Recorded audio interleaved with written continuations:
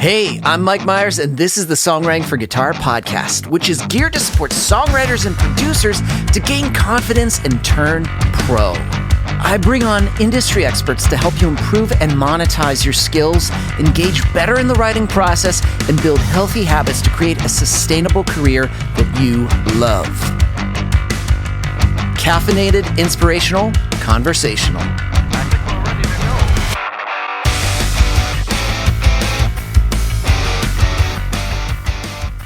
Hey friends, Mike Meiers here with the Songwriting for Guitar podcast, episode number 85. It's gotta be a great song.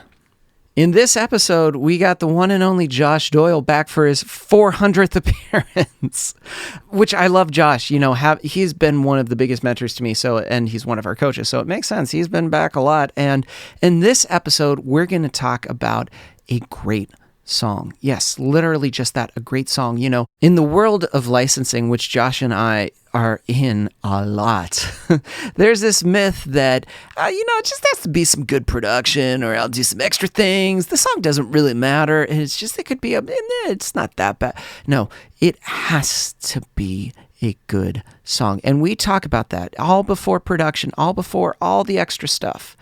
At the heart of it, ask yourself, is the song really good? What are signs that the song's really good? And if not, what do you do about that? So this episode, we're going to talk all about that and more. So let's dive into it. Episode number 85, It's Gotta Be a Great Song.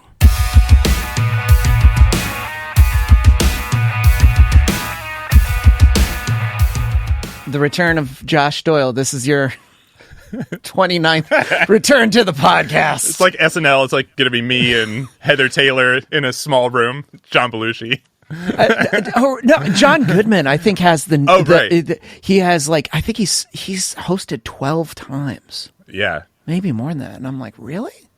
I'm like, wow, that's John Goodman. Okay, but that's not what we're here to talk about. I feel like we've talked a lot about, co-writing. We've talked about dissecting briefs. We've talked about, the relationship into, how we've communicated and how we've collaborated. But it ultimately comes back a lot of those things, the song.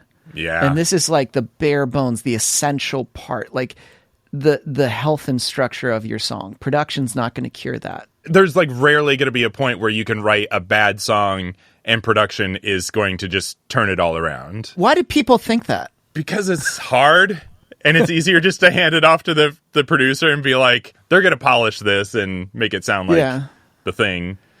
But no, it has to be a great song. And so if that means it has to be a great song, when we talk about the idea of references, when we talk about, it's like, that's why you need that at the front end, the beginning. Mm-hmm. And you kind of have to use that as your guide, your map, because if you're not, especially if you have any aspirations of, making money, I think as soon as money comes into the thing, if you're making it purely out of joy, pleasure, for the sake of writing a song, that's cool. You can have the standards that you feel you need to, but immediately when you go well, I want money for this. I want this to be used, in TV and film. I want this to be used here.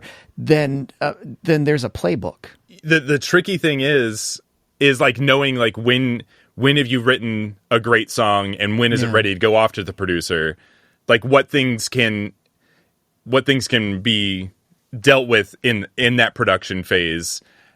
And kind of the struggle that I always had, and I think this is worth talking about, is knowing when adding those gang vocals in the production is really going to make that chorus pop, and when you're really just kind of making excuses for yourself of writing a poor melody for your chorus. And I've done this too, where I'm like, I want this chorus to be huge, I want it to land and big gang vocals, big moments. Yeah. And I'm thinking, okay, if we just stack 20 vocals, that'll do it.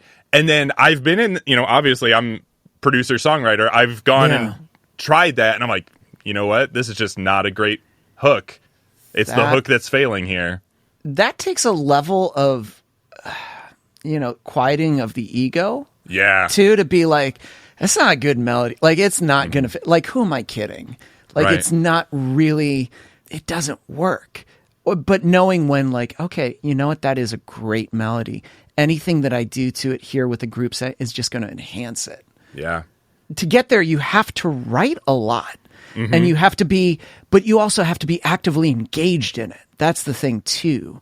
Yeah. Not necessarily a detached way. Right. And honestly, like 100%, you have to fail.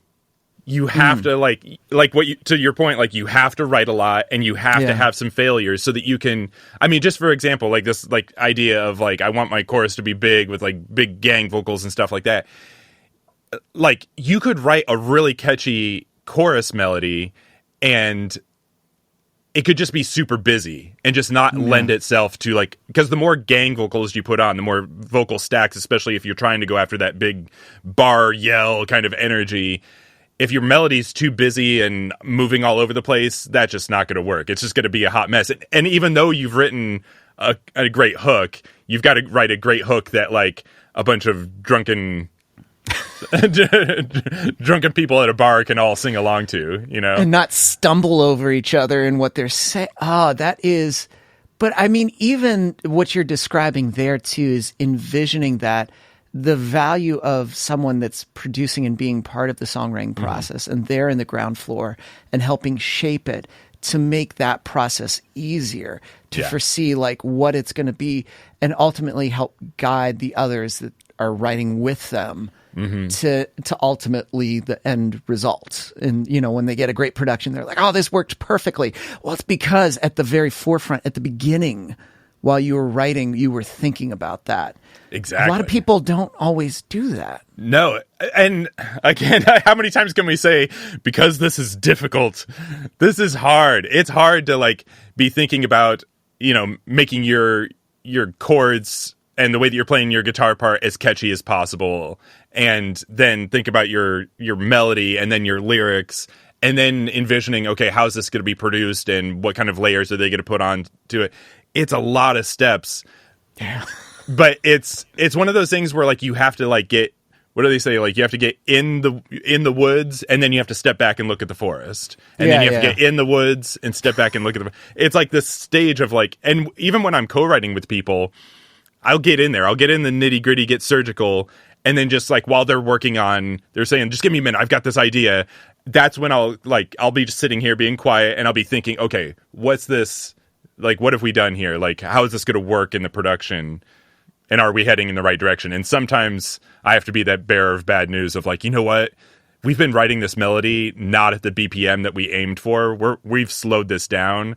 And if we now sing this at the BPM, it's just too wordy. It's too much, you know, so. So what you're describing there too is like understanding ownership of your roles. Because you're all songwriters. Everyone is in charge of the end result of a great song. Yeah. You're kind of at the helm too, understanding like, okay, this is the end result that we want. Because it may be a little like, we've got to rewrite this now. But in the short term, it may be a little annoying. In the long term, it's going to be way better because like nothing's worse than like, you build out a production. Somebody goes, could I move that down 5 BPM? No, you can't. Because like if you've recorded a lot, you can't, it's not easy to just like, just move it down. Yeah. Yeah. And it's that like what you just touched on there for a second of like I forget exactly how you just phrased it, but the idea of the frustration of having to like write a song and then do the rewriting and then tweak this and tweak this all before it goes into production. That feeling, that frustration, that kind of disappointment of like kind of having to rework this idea even when you thought it was fine. That feeling is going to happen if you don't do that. It's just going to happen after the production's done and you're going to be disappointed that this thing did not turn out the way that you hoped.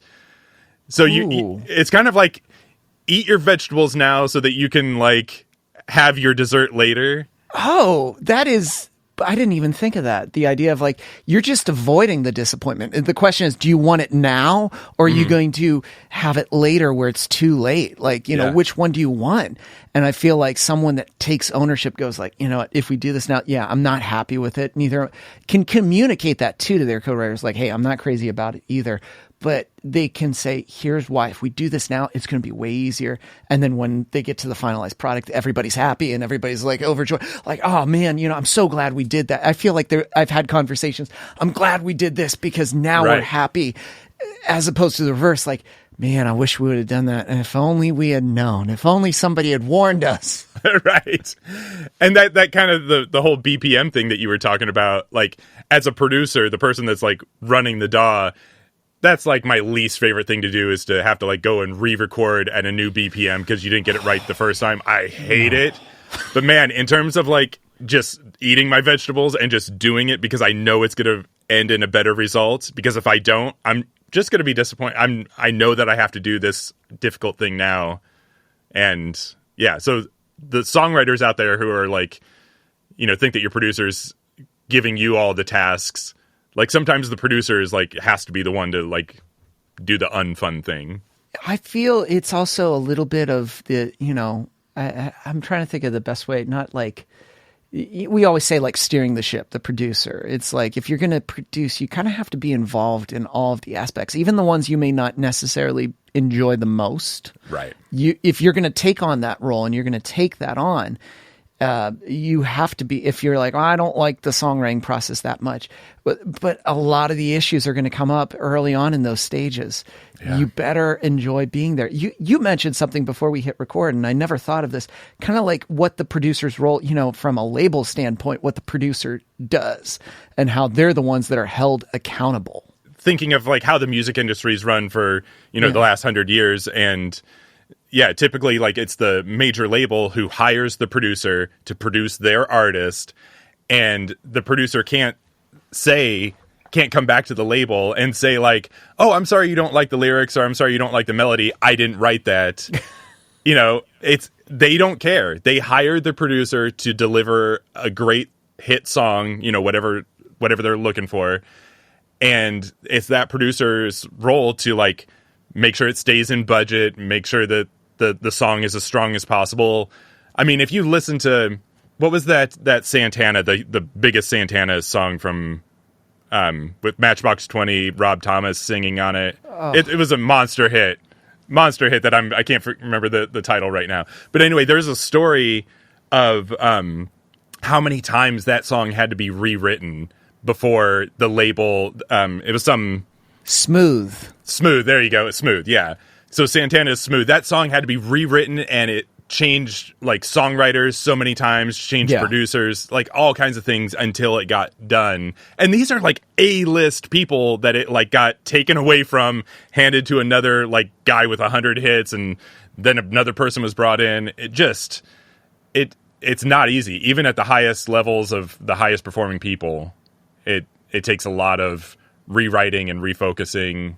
And just really dialing, like, one producer that I love is like the late Jerry Finn. If you think of like everything he like did, Rancid's Out Come the Wolves, he mixed Green Day's Dookie, but when it came, he was like the third member of like Blink-182, or the fourth member of Blink-182, because like all their super, super high level successful albums he produced, and he was kind of like Enema of the State, Take Off Your Pants and Jacket, self-titled one, the whole thing.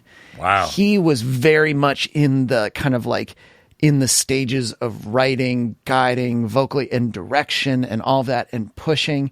A producer is kind of that person that rallies everybody together to make sure that the whole thing works. And that's why being involved in that songwriting process is so important, and why producers probably do like pre-production. Yes. Because it's like, before we even get to the realm of like working on stuff, can I just see how this sounds? And like, when we were talking about how many aspects there are to songwriting when you're trying to like get a end result, writing at the right tempo, making sure that your singer's singing in the most optimum key, so that when their voice breaks in that cool way, it's like, it's that moment, so many things, writing syncopated melodies in the style that you're going for. There's so many things that can easily be forgotten about, or not enough attention is paid to that's where that producer in the pre-production, or just being involved in that, just kind of having that perspective of like, oh, this is great. You did a lot of really cool things here, but I think you lost focus on this aspect. Let's go back and rework this a little bit. It has to be, because otherwise, I don't know, that's where I don't think everyone's on the same page. Yeah. And that's really important before anything's recorded. So it's like, the producer's there, but the singer, the artist, they have to be involved and understand, even if they're just like, well, I don't do production, but to understand some of the vision, some of the things that are going to be flowing. I feel like in the writing stages too, if it's not clear, that's where a breakdown happens. Mm-hmm. And when you get, somebody presents a song in the end, it feels disjointed. There was some sort of breakdown early on that you could probably find back at the writing stages. Like, oh, that's where it kind of just veered off and it didn't like take shape the way it should. Yeah. And in one of your other episodes, I think the one that you did with Heather Taylor, and she was kind of like asking you questions, you really drove home the point of communicating with your co-writer and really making sure that everybody really is going after the same goal, and that nothing's like kind of implied. Like, oh, I think they get what we're going after. Like that's like, because then like you and your co-writer are really writing two separate songs. Yeah. And you end up just getting something you're not crazy about. And realize it seems like as we're going through this, people are like, wow, it sounds like a lot of work. It is. It sounds like it's like, yeah, but you understand it's also saving you a ton of work on that back end and wasted time. Oh, man. With an end result that you don't even want. Yeah. And it's like, it seems like it is. But actually what happens too is like if you do that again, and you can be okay with being like you write a song and then you realize like it's not right for production and it's just like it's just not a good song. Yeah. That's okay. That's all right. And I think a lot of people are not okay with that because they're like, whether it's like they just want it so bad, they just want it now. And then it's just like, it's got to happen. It's got to happen. So they produce it out and they do that. And that's okay. But it's like you could also just write another one with that person and then produce it and then go like, well, that's not a bad song. Let's do it again.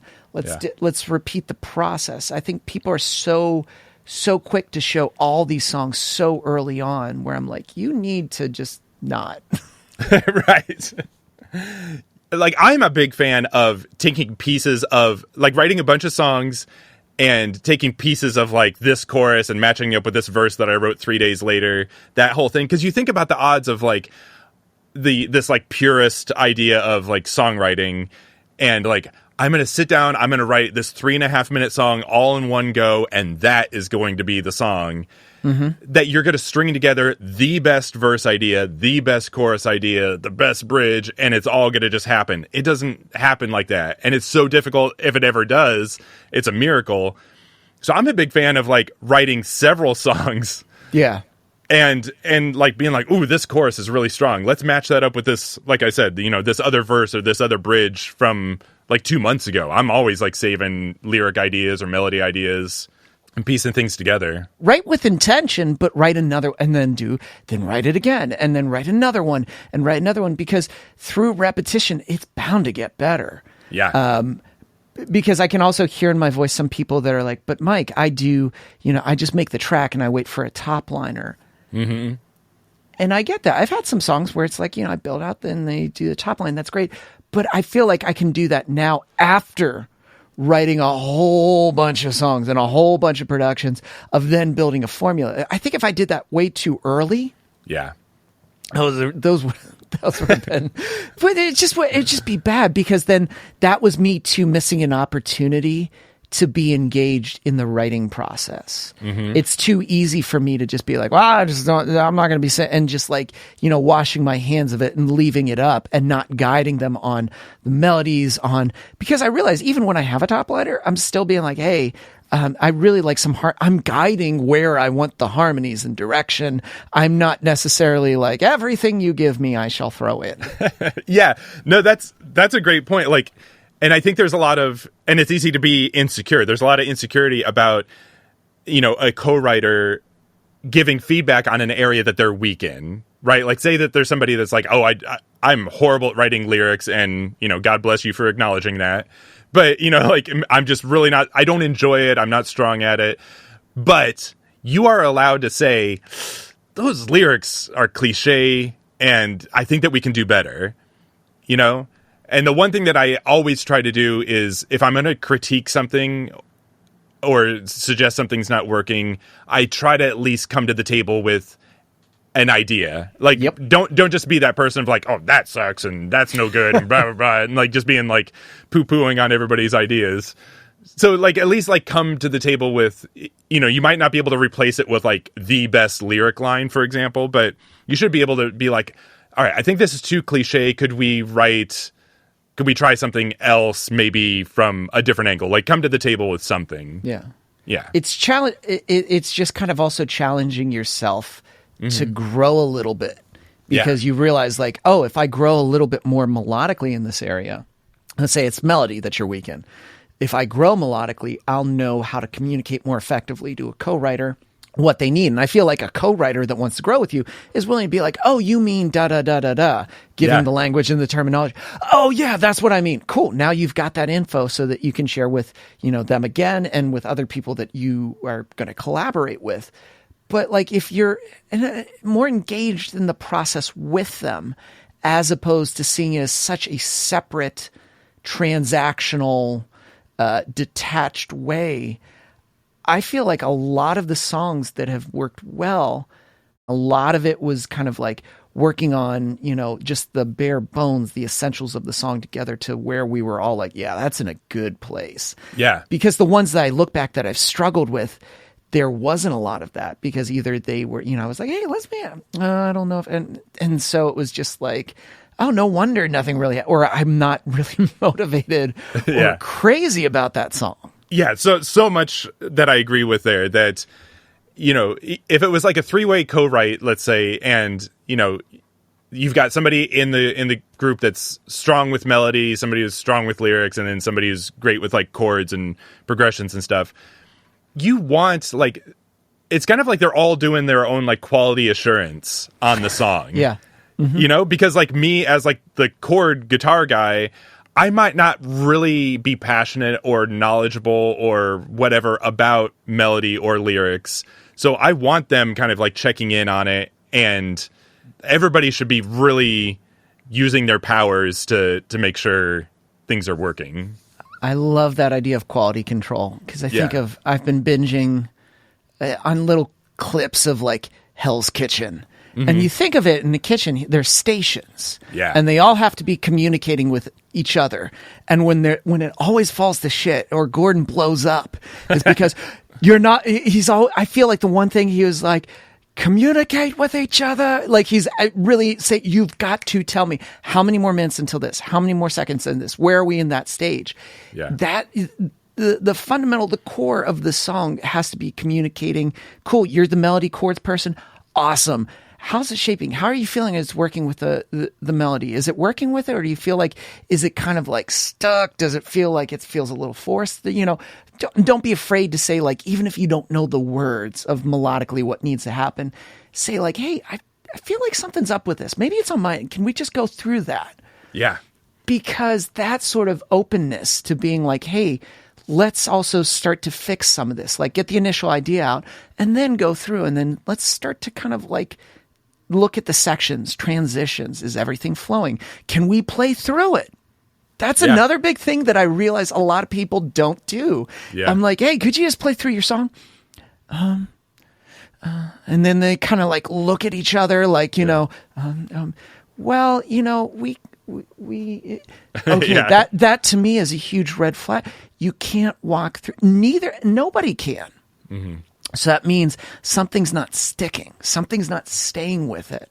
Yeah. And you really got to think about that ground floor, and you have to think about that idea. I know we've talked about briefs, but like, cool, if we're writing for a brief, or we're writing, let's say we're starting to accumulate briefs and we're starting to like now build a library. The writing phase of that really has to be dedicated. I feel like you drilled that into me when I was doing all those half songs, that I got more into a habit of just writing, cool. Writing, cool. Writing again. And you know, what I thought wasn't possible, which was like writing a whole bunch, because I thought that's a lot. Yeah. I was surprised that once you start writing and you start having a lens in which you're kind of like, okay, is it like the brief. No, it's not bad, but like I can do better. Cool, let's do it again. How much that can make your future songs so much better. I love that. And man, so much stuff I want to touch on there. So one thing, going back a second, and then I want to talk about the brief thing, that idea of like communicating when, you know, one person is saying, you know, like kind of checking in with the other co-writer and just having that exactly what you said, like that vulnerable conversation of like, man, I really want this chorus to, again, you know, like kind of hit hard. I want it to be this big moment, and I just don't feel like it is. What do you think? Can you help me figure this out? And then at that point, you really have to be open to them saying, well, I think it's because you're landing on this chord. It's not my melody. And it might be your fault. Or, you know what I mean? Like, or it might be theirs. It totally might be. And you can try their idea. But basically, like, if you really want to solve the problem, you have to be open to the idea that it might be something on you. I love that. I feel like people need to sit with that for a second. Like, it might be you. That's okay. And I think that's the sign of someone that's like totally mature in their songwriting and just their confidence of like, you're right. It might be me. Yeah. It might be something I'm doing. I may have to just like, you know, but being okay with that. If you can get into that space, oh man, that's where it's like, you're going to be fine.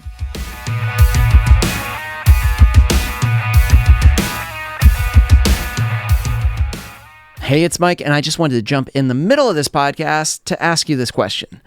Have you ever struggled to get a great demo?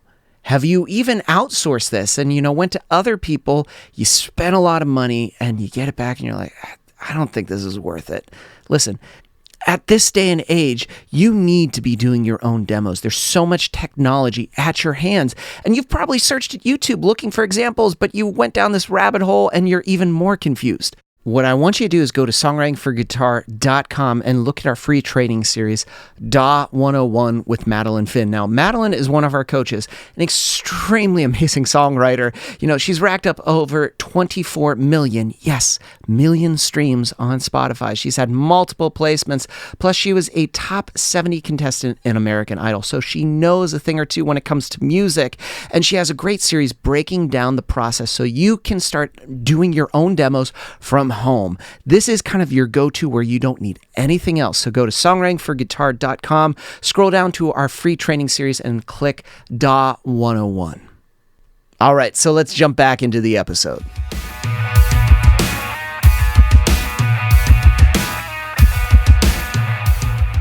This just popped in my head when you were saying this. So when I first started writing to briefs and started to pitch my songs, I remember distinctly when I would send out these songs, I would be thinking, man, I hope they get to the chorus, because it's really the chorus. It's really the chorus that is matching this brief. My verse is kind of garbage. I hope they just skip over that, or I'll put like, I'll put a little thing of like, chorus starts at 30 seconds. Please listen to that. Ignore everything else.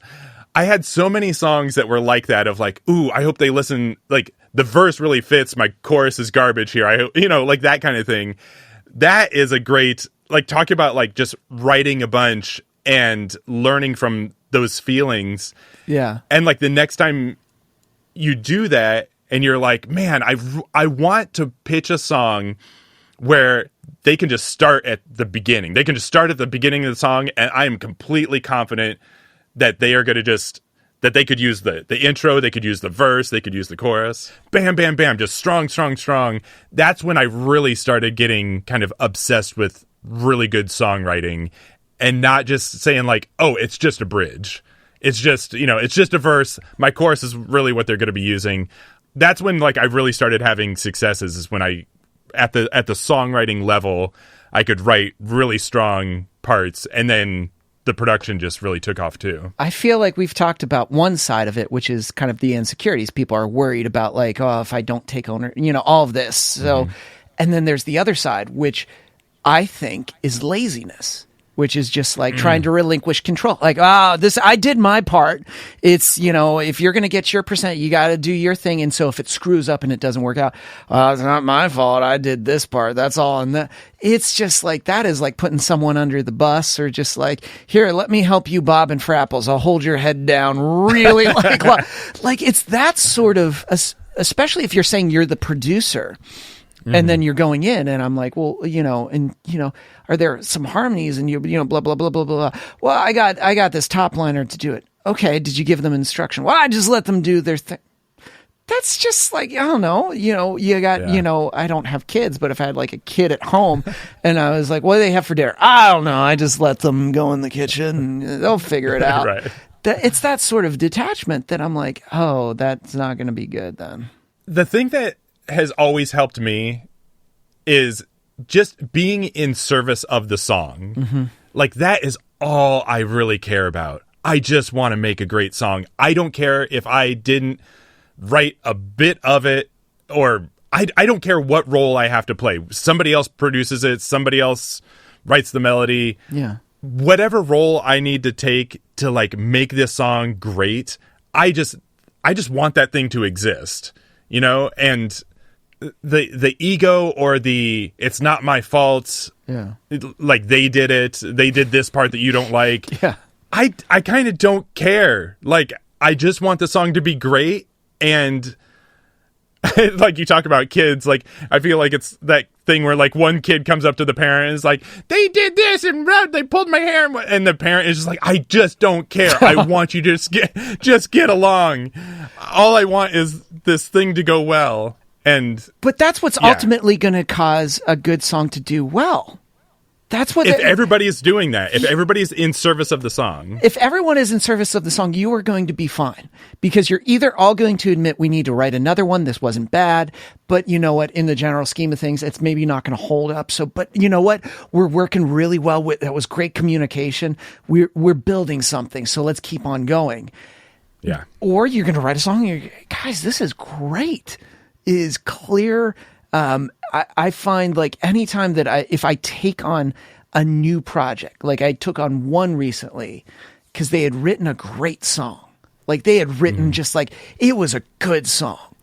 And it was Ariel who was in the mastermind. She kept on writing with this Kirsten and bringing them in. And I'm like, her voice is awesome.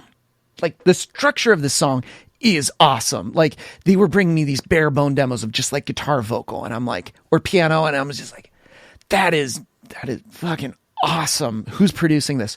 Oh, we don't have anyone produce. I'm like, can we, work on this?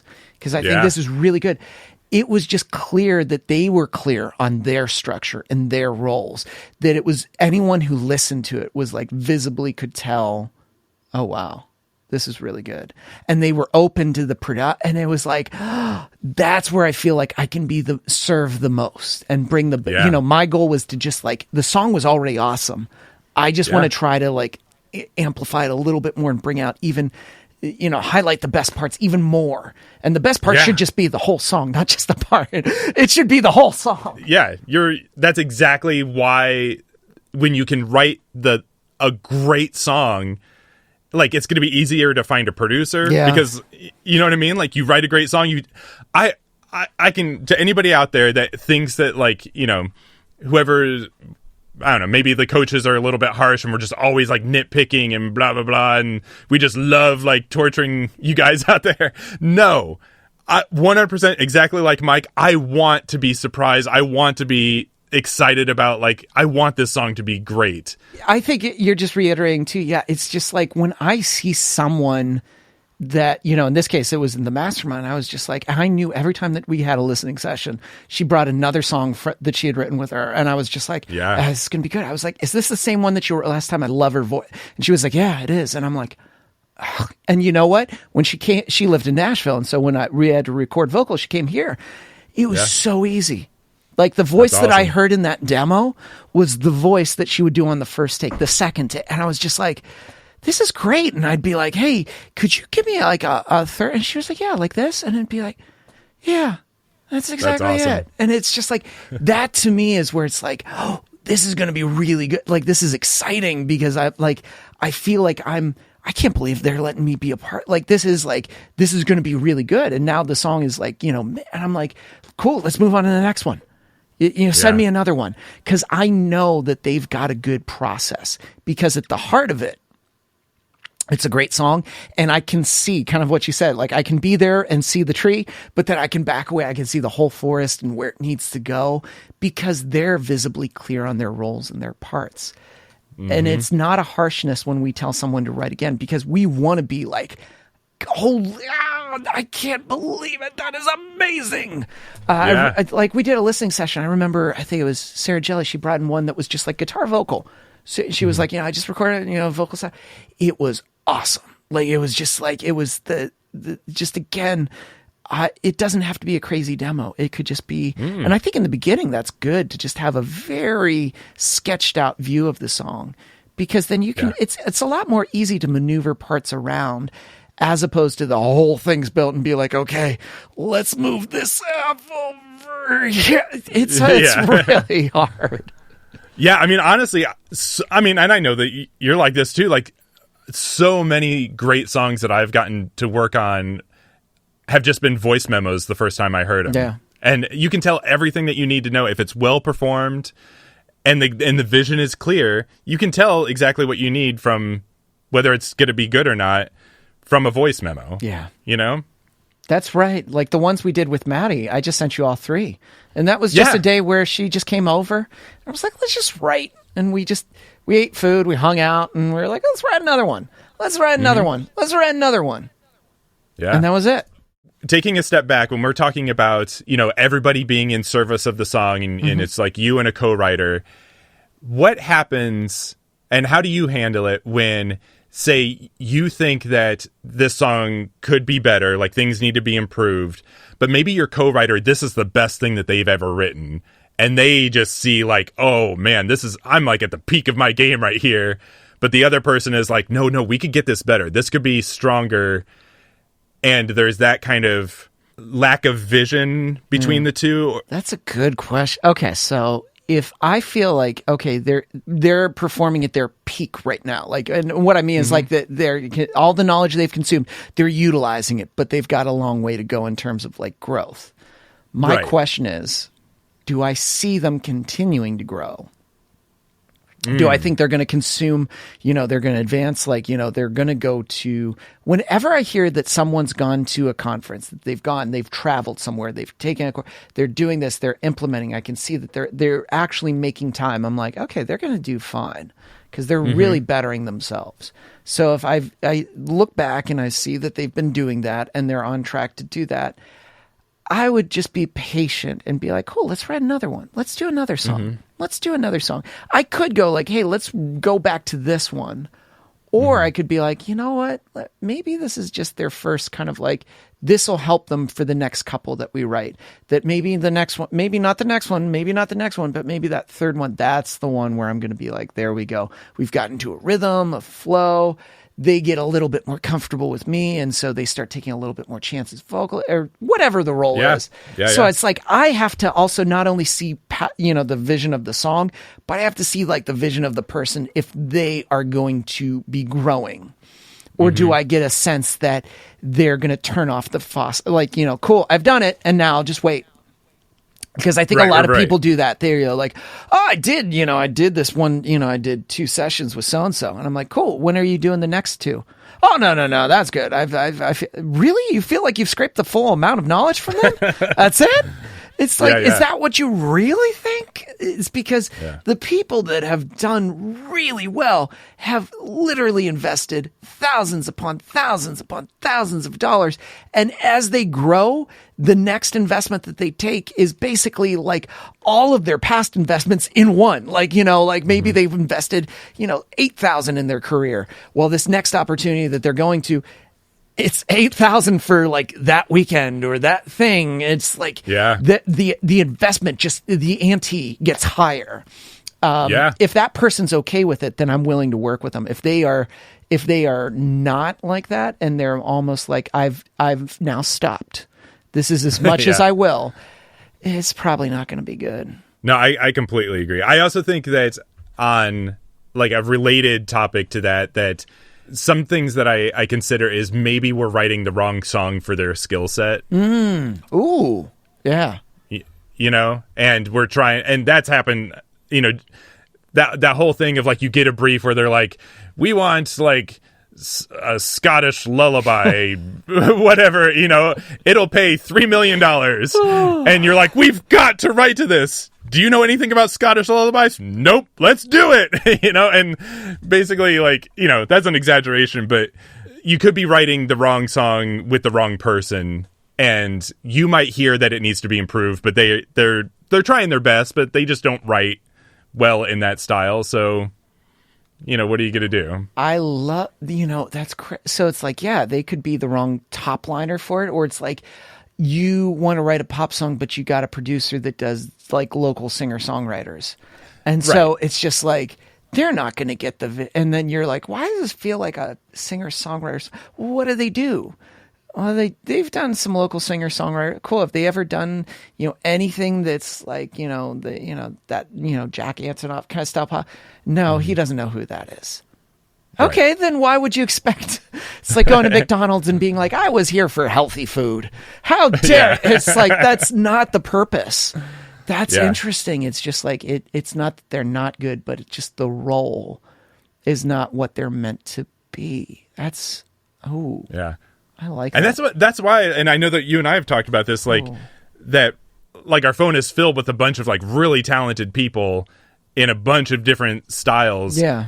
And we are careful about who we call. We might love working with person A and they've got an amazing voice, but we're writing in this other thing and we need somebody different, you know? So just, there's a lot of ways that the songwriting process can feel like you're hitting your head against a wall, and just being aware of what is tripping up the process as you're doing it is going to be helpful.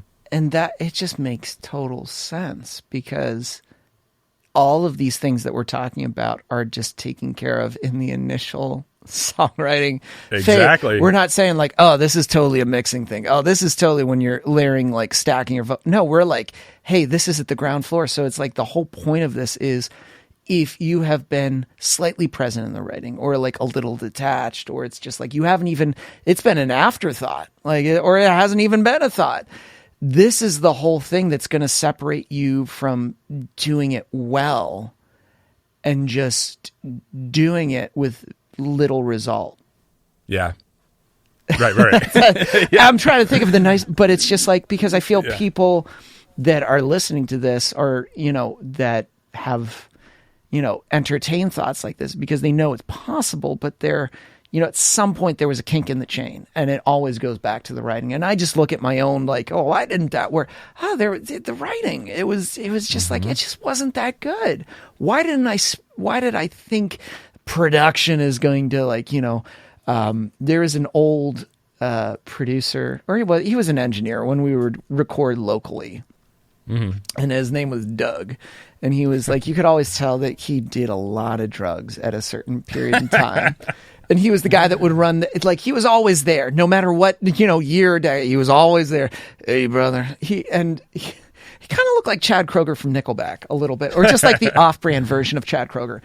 But he would always say this thing where he would be like, you know, turn his chair back, you can't polish a turd. And then he would just like, but you know, there's different sayings of it. You just, at the heart of it, it has to be a good song.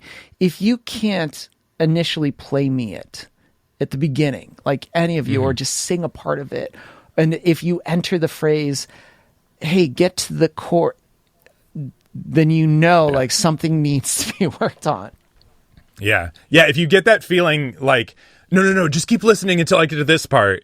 If you ever, like, get that feeling of like, I just want them to listen long enough to get to whatever, then you know it needs to be reworked. It needs to be rewritten. It's not there yet. Because the bar is high. You're competing with the entire world now. We're all connected. I feel like the bar is high. And the way to give, if I were to say some encouragement, is what's going to separate you is just how committed are you to getting a good song. Are you really committed to it? Or are you just like, you love the idea of making some money or just like the end result, but like you could care less about the process? If that is the case, then this is probably not the thing. But if you're like, no, seriously, I want a good song, then just commit yourself to just at the ground floor, being active and being a little bit more aware and thinking, how can I help not just myself, but the others involved in the process? How can I like help the process go even smoother? Because if all three of you are thinking that, you're going to be great. Like that's going to be a great combo, or two, however many are in the process. Yeah. And being honest with yourself, the thing I always like to check in with myself is if it meant like removing myself from this song to make this song the best that it possibly could be, would I do that? And 100% of the time I'm like, yes. Like if it meant like this song could be amazing if I stopped singing on it, you know, because I'm not a great singer. If I just stopped singing on this and let somebody else do this, and it meant that, and I used to have this bit of ego about it because I'm a drummer and I'm like, I'm going to play drums on all of my songs. And I started working with a co-writer in particular who's an amazing multi-instrumentalist, like just can play everything really well. And I just started letting him do the drums because he was like, oh, I know the pattern that I need here because I'm going to be playing bass later to this. And you know, it just, the process like really started to glue together because he already knew what was coming. As soon as I like kind of removed myself and I was like, oh, okay, I will now take this role when I work with this person. Yeah. And this makes the song the best. You know, like, I don't know. Sometimes you just have to ask yourself. That's a huge, I mean, just being like, oh, you know what? I can, but is that the best role that I should be playing for the song? And I feel like, again, a lot of those decisions all come back to just like the start of like still at the ground floor of the song. We're not even, and you know, we haven't even tracked anything. We're just talking about that. So I think the whole point of this episode is to like really focus in on the ground floor, like the initial structure of the song. Because any song that is doing well has a solid structure and good bones. Yeah. I feel like something really can't have longevity when it's just, yeah, that's not bad. I'm sure like everybody has heard this, but I mean, there's a reason that whenever an artist has like a series of hit songs, it's not uncommon for them to release an acoustic album or an unplugged album. And those songs still sound great, just acoustic vocal. Yep. You know, so like it has to be good at that. If you feel the air horn is the only thing holding that song together, you're just like, it needs to be there. It holds the chorus together. Then it's just not going to work. So I think the encouragement of this is just to really if you're getting frustrated about production, if you're getting frustrated about those things, here's the thing, that focus on the core fundamental important thing, which is just the structure, the bones of your song, the ground floor. You can slowly get better with production over time. You can build those skills. If you're not the best singer, top liner yet, you're still, understanding things like static, conjunct, disjunct. You're trying to understand melodic patterns, all of that. Maybe you're developing your lyric style. That's great. It still comes back to just that core element. So just work at the ground floor and build those relationships and understand your roles, communicate well, and just focus on the health of your song in the beginning. It will get better, and then repeat the process and repeat again. We come back to the thing, repeat. You gotta rinse and repeat. Gotta rinse and repeat. I can't top that. Well, Josh, this was good. We'll have you back for your 49th episode very, very, very, very soon. I'm going to wear my sash. I'll be ready.